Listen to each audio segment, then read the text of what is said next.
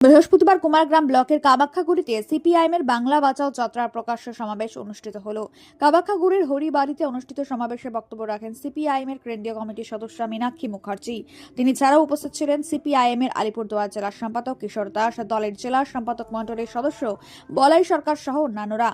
উল্লেখ্য, জল, জঙ্গল, জমি বাঁচাও, সরকারি শিক্ষা ও স্বাস্থ্য বাঁচাও, 100 দিনের কাজ বাঁচাও ছাড়াও গ্রামের বেহাল রাস্তাঘাট সংস্কার, সর্বত্র বিশুদ্ধ পানীয় জল পরিষেবা চালুর দাবিতে রাজ্য জুড়ে বাংলা বাঁচাও যাত্রা করছে সিপিআইএম।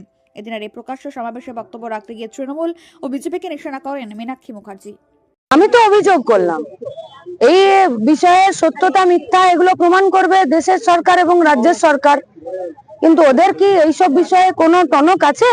ওরা তো নিজেদের চুরি আর দুর্নীতি বাঁচাতেই ব্যস্ত। অভিযোগ তো আমরা করছি, আমরা তো রুটি রুজির ইস্যুতে বারে বারে অভিযোগ করছি, কিন্তু ওরা তো ধর্মের কাছ থেকে নামতে চাইছে না। আর আরেকটা বিষয় হলো যে ডুয়ার্সকোনার সামনে একদিকে হচ্ছে ডুয়ার্স উৎসব, আরেকদিকে চা শ্রমিকরা ওখানে শুয়ে আছে, এই বিষয়ে আপনি কি বলবেন? কেন রাজ্যের সরকার এসে এখান থেকে, সাংসদরা এসে এখান থেকে সব যাত্রা করে গেল, আর যারা বাইরে বসে আছে তাদের হাতে কোন ঝান্ডা আছে সেটা দেখে নিন। আমাদেরকে আলাদা করে বলতে হবে?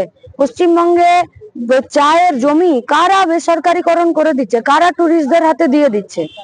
চায়ের মালিকরা, চা বাগানের মালিকরা যদি ওদের মজুরি না বাড়াচ্ছে, তাহলে চা বাগানের মালিকরা কার কথাতে মজুরি বাড়াবে?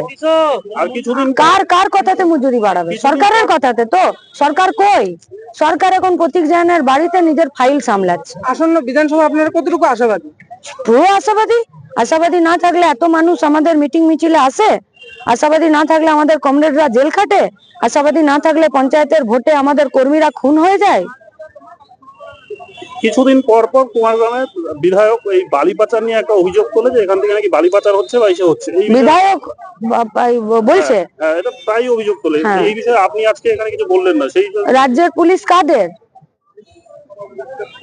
রাজ্যের পুলিশ কাদের? হ্যাঁ, রাজ্যের পুলিশ কাদের? তৃণমূলের তো। তাহলে বিধায়ক যদি এই অভিযোগ করছেন, তাহলে বিধায়ককে বলুন না যে দেশের এবং দেশের নেতাদেরকে নিয়ে যারা করছে, মনে করুন রায়ডার থেকে বালি তুলে চলে যাচ্ছে তো, তাহলে কটা পুলিশ স্টেশন আছে? তাহলে সেই পুলিশ স্টেশনের বড় বাবুদের বিরুদ্ধে একটা করে ইনকোয়ারি কমিশন বসিয়ে দিক না, একটা করে এফআইআর করে দিক। আরেকটা বিষয়, গাড়িতে রাস্তায় সিসি ক্যামেরা বসিয়ে দিক, কাঁটাগুলোতে কেন্দ্রীয় এজেন্সির লোক বসিয়ে দিক। আর যেখানে জেসিবি নামাচ্ছে, জেসিবি তো আর মিস্টার ইন্ডিয়া নয় যে অদৃশ্য ভাবে চলে আসে আর বালি তুলে নিয়ে চলে যাচ্ছে। জেসিবি তো নদীতে নামছে, নদীতে নেমে তুলে নিচ্ছেন। তাহলে সেইটা নিয়ে বলছেন না কেন? সরকারে থাকবে তৃণমূল, বিরোধিতায় থাকবে বিজেপি, অথচ বালি চুরি আরামসে হবে। বিধানসভার ভেতরেও তো একটা চেয়ার দেওয়া হয়েছে বিজেপিকে চুরি আটকানোর জন্য। কই সেই চেয়ারের ভূমিকা? আর গরু মোষ পাচার নিয়ে বারবার এদিকে একটা অভিযোগ উঠছে এই আমাদের কুমারগ্রাম ব্লকে, এই নিয়ে আপনি কি বলবেন? মানে অভিযোগ কেন বলছেন? অনুব্রত তো জেল খেটে চলে এলো। না, আমাদের কুমারগ্রাম ব্লকে মানে আপনি অভিযোগ কেন বলছেন? অভিযোগ উঠছে বলবেন না, বলুন তৃণমূল গরু, ছাগল, মোষ পাচার করছে, এরপর কি হবে? এরপর এদের সরকারটা যাবে আর যারা পাচার করেছে তাদেরকে আমরা জেল খাটাবো। কেন্দ্রীয় সংস্থা যে পুলিশ তারা পরিচালনা করে, সেই পুলিশের ইমিডিয়েট আজকে যে ইডির হানাতে যিনি দায়িত্বে ছিলেন তাকে এবং মমতা ব্যানার্জিকে একদম কোনো সময় নষ্ট না করে তাদেরকে অ্যারেস্ট করে জেরা করা দরকার। যে আপনি থাকতে মমতা ব্যানার্জি ঢুকলো কি করে, আর আপনি থাকতে মমতা ব্যানার্জি ফাইল নিয়ে কি করে চলে গেল?